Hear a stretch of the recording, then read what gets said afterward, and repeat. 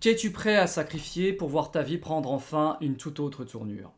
Qu'es-tu prêt à mettre sur la table pour que tes rêves se concrétisent enfin? Ça fait 1 an et demi maintenant que je crée du contenu sur les réseaux, toutes plateformes confondues. Et je pense qu'il est enfin temps de te dresser le bilan. Parce que j'ai eu des commentaires qui me disent par exemple où tu en es financièrement, sentimentalement parlant. Et dans cette vidéo, je pense que je vais plutôt me concentrer sur les difficultés, parce que je suis quelqu'un d'authentique et je ne vends pas du rêve, loin de là. Il n'y a aucun rêve chez moi, mais plutôt un travail acharné pour changer ma personne. D'ailleurs, si tu regardes ma page YouTube, il y a le Phénix, et le Phénix, c'est la renaissance. Parce que j'étais quelqu'un, je vais te dire carrément les mots, de mort, de déprimé, et j'ai voulu me transformer, et cette transformation passe par les réseaux, mais aussi le sport. Mais là, dans cette vidéo, je vais plutôt te raconter que ce que j'ai appris par la création de contenu, que ce que ça m'a apporté sincèrement en tant qu'épanouissement personnel, mais aussi en tant que perte. Et je pense que ce contenu peut t'apporter beaucoup si toi, tu veux te lancer aussi. Le premier gros point, et pas des moindres, je ne vais rien t'apprendre de nouveau, je pense, mais c'est la solitude. Je crois que je me suis jamais senti aussi seul lorsque je me suis lancé dans cette entreprise de créer du contenu sur le réseau. Là, tu vois, je suis authentique, je n'ai pas de script, j'ai rien du tout, je vais te parler avec le cœur. C'est à la fois très enrichissant sur le thème du développement personnel parce que tu vois ta personne évoluer, certes, tu te vois meilleur de jour en jour, de mois en mois, face caméra, plus d'aptitude, plus de communication, plus de clarté, plus d'assurance. Mais en même temps, tu écartes aussi beaucoup de gens. Parce qu'il y a beaucoup de personnes qui ne comprennent pas un petit peu ce processus de développement personnel. Les gens, pour la plupart, ont besoin d'être tous entourés, d'avoir un fond, télé, musique, etc. Mais quand tu te lances dans cette démarche de création de contenu, tout ça, tu l'élimines. Tu vois, j'étais obligé de faire un tri. C'est-à-dire que j'étais obligé d'optimiser mon temps. Donc optimiser son temps, ça passe par de la formation, c'est-à-dire regarder du contenu enrichissant et pas mettre des débilités histoire de ne pas polluer son cerveau. Toutes les émissions débiles à la télé, j'ai coupé, les infos, j'ai coupé. Je me concentre uniquement sur des personnes que je trouve intéressantes sur les réseaux. Je regarde comment elles se tiennent niveau posture, comment elles communiquent, etc. Ça passe aussi par la lecture de beaucoup de livres sur le plan psychologique, sur le plan communicatif, apprendre l'art de la rhétorique, comprendre les rudiments, par exemple, de tout ce qui est influence, tout ce qui est manipulation, etc. Tu vois, comprendre un petit peu les ficelles, les règles du jeu. Et tout ça, forcément, ça te prend beaucoup de temps. Donc, quand tu as une activité salariée comme moi, 35 heures, le soir quand tu rentres, faut pas se dire, tiens, je vais me divertir, je vais me détendre, etc. Parce que là, j'ai mis 35 heures, j'en peux plus, je suis éclaté. Non, il faut y mettre tout le temps, tous les jours. Parce que le temps, il passe très vite. Et moi, tu vois, j'ai perdu beaucoup de temps dans mon passé. Ça, j'ai perdu, je pense que tu l'as vu dans mes vidéos, dans des relations toxiques, dans des boulots qui ne me plaisaient pas. Et à chaque fois, le schéma se répétait, etc. Et j'écoutais toujours les autres. Il faut que tu sortes, il faut que tu t'amuses, il faut que tu te détendes. Sauf que les autres n'avaient pas compris, d'ailleurs moi je n'avais pas compris non plus à cette époque, que mon chemin était tout autre. Et que j'avais besoin de beaucoup travailler, de beaucoup évoluer sur le plan personnel pour que justement ces schémas ne se répètent pas. Et d'ailleurs, dicton très populaire de Einstein qui disait que la folie c'est de faire toujours la même chose et de s'attendre à un résultat différent. Il avait parfaitement raison, parce que moi, si tu veux, je répétais inlassablement le même comportement, et puis le reflet des autres, c'était toujours le même, quoi. T'es toujours le même Anthony, donc tu auras toujours le même résultat.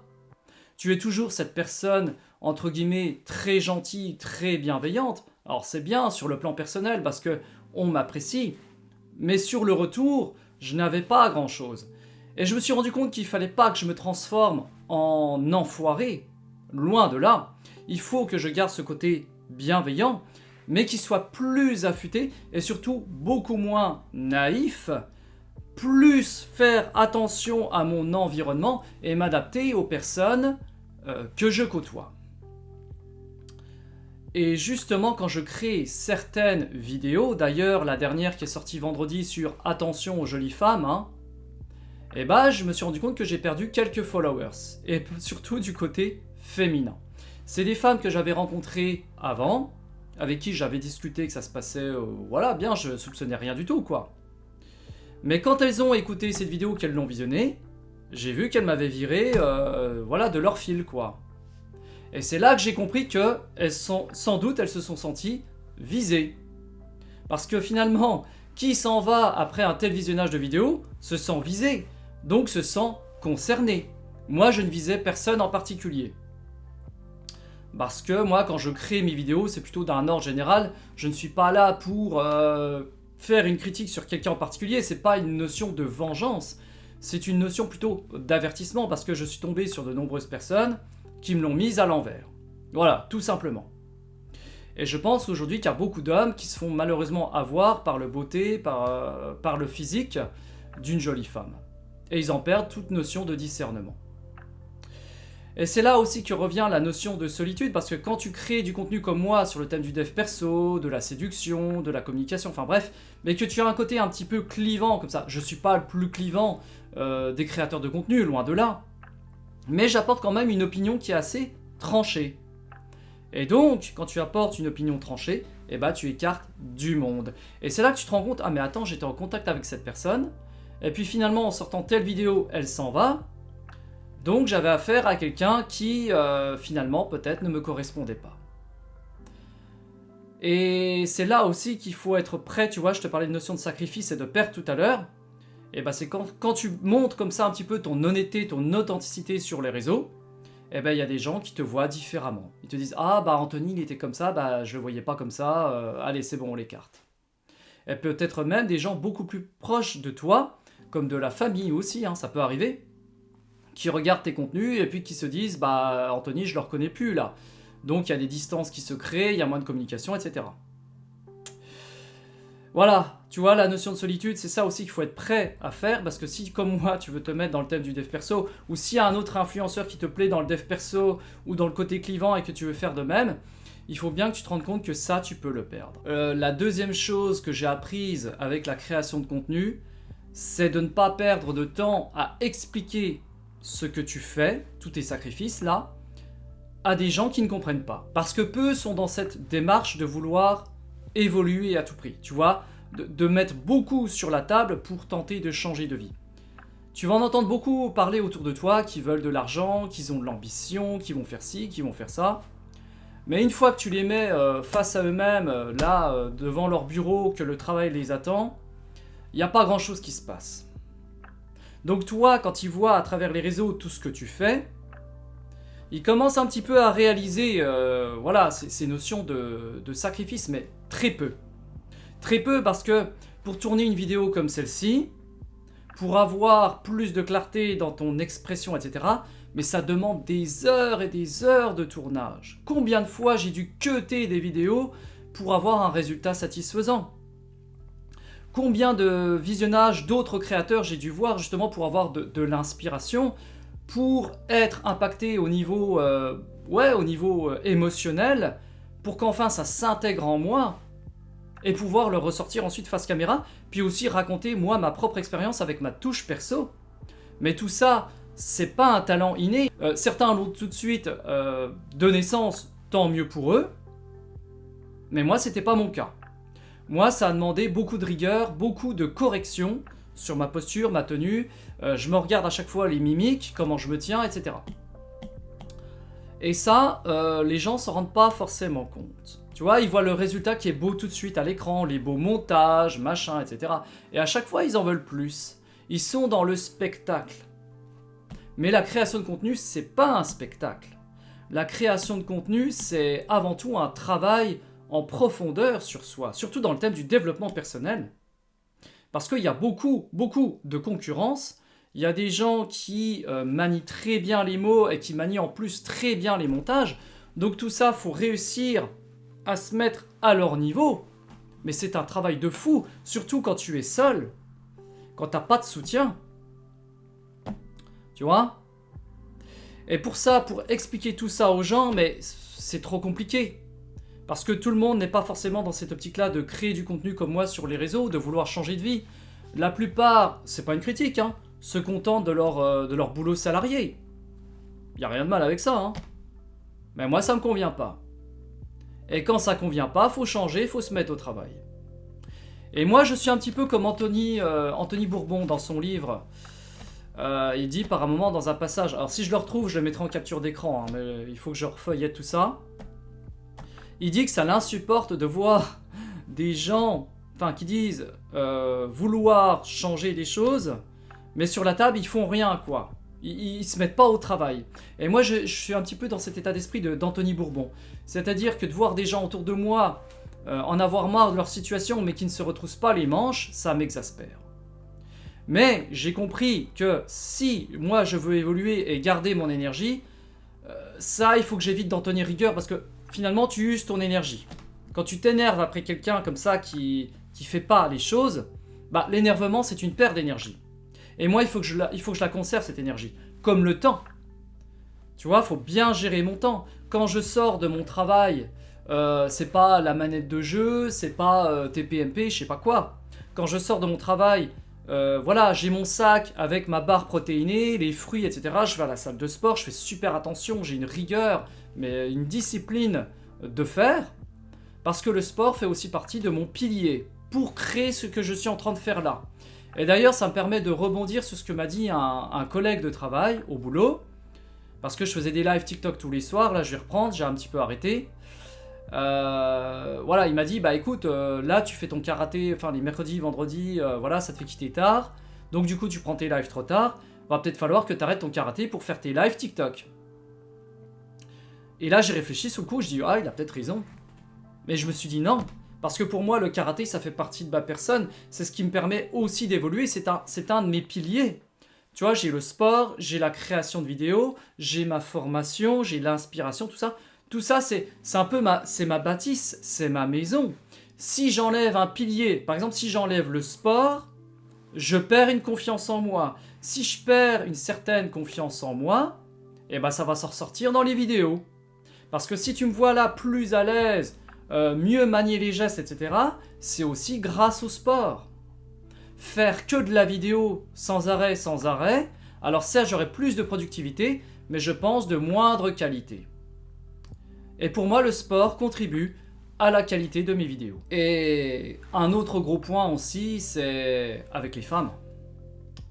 Les femmes, pour la plupart, veulent voir le résultat final.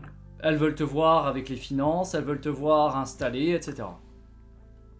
Alors ce qui est hilarant, c'est qu'elles disent vouloir un homme ambitieux. Mais un homme ambitieux qui est déjà en place, si tu veux. Elles n'apprécient pas vraiment le processus. C'est-à-dire que tu as l'homme lambda qui fait son travail normal, qui cherche pas à évoluer, etc. Il se contente de sa vie classique. Et tu as l'homme établi, entrepreneur, qui gagne ses 5, 10, voire plus, 10 000 euros par mois. Et tu as le mec entre les deux. Et le mec entre les deux, c'est moi. Le mec entre les deux qui, pour l'instant, n'a rien qui rentre dans les caisses, qui travaille un petit peu bénévolement.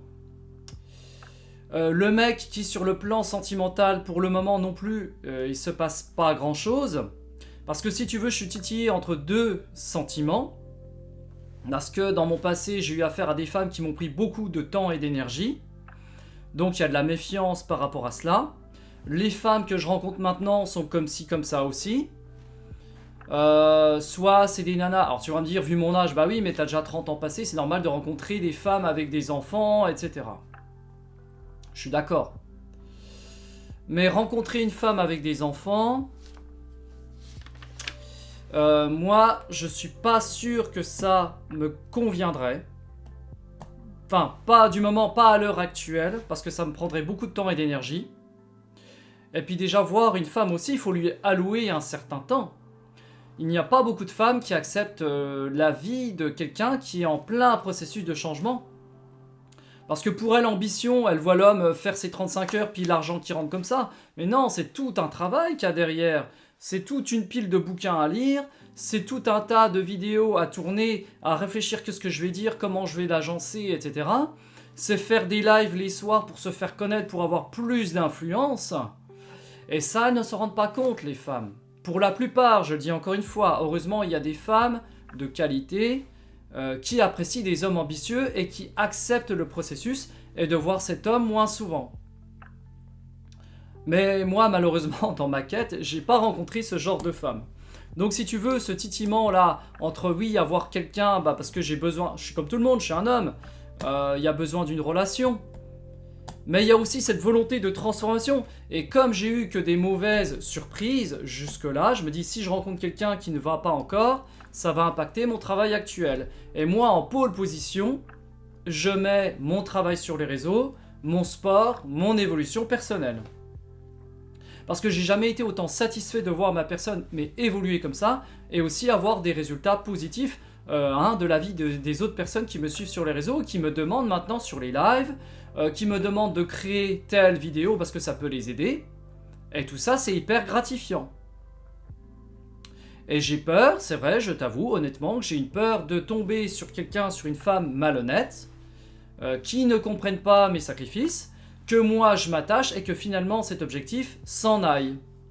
Mais je pense là qu'avec le temps quand même, je me suis assez accroché à cette discipline de création. Et donc il va me falloir, par exemple une femme qui accepte ce sacrifice. Donc se voir pas très régulièrement. Du moment que je sois... parce que pour moi il faut que je sois établi. J'ai perdu beaucoup trop de temps. Voilà. La vie elle passe très vite, hein. Je repense encore quand j'avais 20 piges, ce que je faisais comme formation, les gens que je côtoyais, etc. Ça me paraît être hier, et le temps il a défilé comme pas possible.